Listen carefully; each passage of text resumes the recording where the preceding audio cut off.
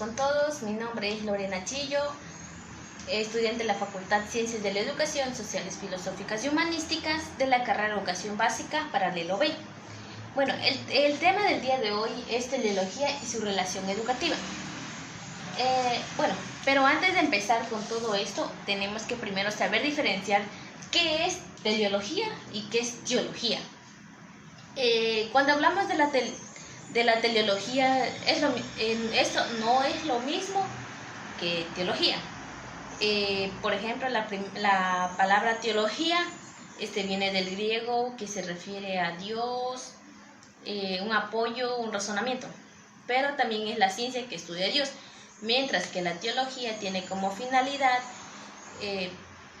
o fin es utilizar por la teología para llegar a un fin educativo, aunque en ocasiones estos procesos son inalcanzables. Si hablamos dentro del proceso de enseñanza-aprendizaje, hay conocimientos que son muy inalcanzables, pero si le metemos empeños o nos dedicamos a eso, pueden llegar a ser muy alcanzables. La teleología por lo general es un proceso para uno lograr formar nuevos educandos que sean analíticos, reflexivos. Por lo general tienen que aprenderse a desenvolver en medio de una sociedad, demostrar sus habilidades y no solamente ser seres mecánicos. Un estudiante debe él mismo mostrar sus habilidades. Él debe adaptarse a como la metodología que él pueda entender. No va a dar todo como un docente le va a enseñar, sino acorde a sus palabras como él los entienda. Ahora sí, empezamos. Cuando hablamos de teleología, como les decía, se refiere a una finalidad o a un fin. Para lograr, por ejemplo, una finalidad o un fin, en este caso sería formar nuevos estudiantes, analistas, reflexivos, que sepan desenvolverse en una sociedad, que sepan cumplir con sus responsabilidades, con sus deberes, con sus derechos. ¿Qué pasa también? La educación ayuda a que la teleología llegue a un fin. Por ejemplo, el fin de todo estudiante universitario, un meta puede ser que llegue a obtener su título universitario. Todo esto lo vamos a obtener gracias a la teleología y a las personas que nos rodean.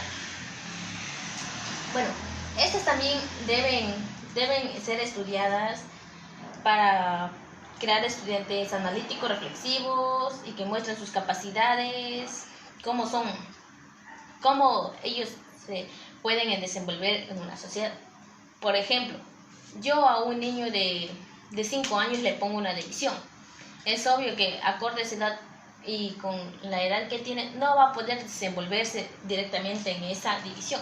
Pero si yo le pongo a un chico de 6º bachillerato, él sí va a poder hacerlo, porque él ya pasó por estas etapas. Él ya conoce lo que es eso. Él ya sabe desenvolverse en esos aspectos. La capacidad, por ejemplo, a un niño de 5 años debemos utilizar materiales,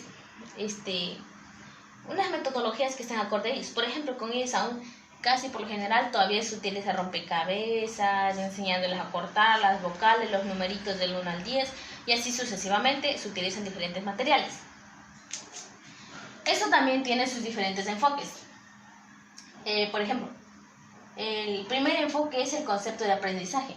Nosotros, por ejemplo, en mi caso, yo primero me preparé para dar todo esto a conocer, y lo mismo debe hacer un docente.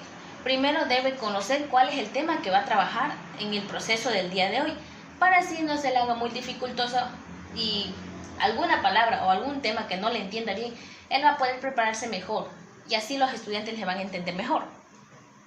Cuando hablamos de los estímulos de aprendizaje progresivo, es por ejemplo aprender a enseñar a los niñitos a desenvolverse en plena etapa. También podemos decir que en el proceso de enseñanza-aprendizaje incluyen varias personas y debemos brindarles una educación formal. También existen los pilares.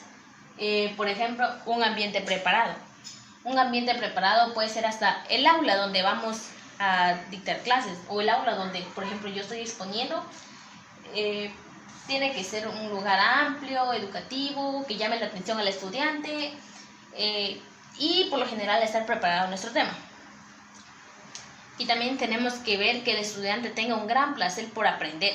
Por ejemplo, si nosotros preparamos un tema que tal vez al estudiante o le pongamos bastante contenido en un tema, el estudiante se va a fatigar, se va a cansar y no va a lograr entender lo que nosotros queremos dar a conocer.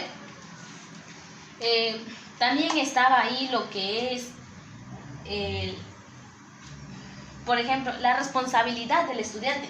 También es un pilar fundamental en la teleología. ¿Por qué?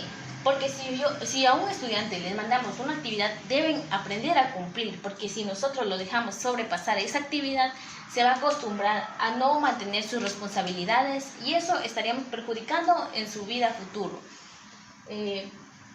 Bueno, espero que todo esto les haya servido y un gusto haberles podido brindar este tema respecto a la teleología y su relación. Como conclusión de mi parte sería que motivemos a los jóvenes a mantener una educación utilizando la teleología. ¿Por qué? Porque dentro de estos ellos pueden formarse, pueden ser unos grandes profesionales. También a su vida futuro sería mucho más fácil obtener un trabajo. ¿Por qué? Porque ellos están cumpliendo con unos aspectos que están dentro de la teleología que son muy fundamentales en nuestra vida cotidiana. De mi parte también muchísimas gracias, una linda tarde.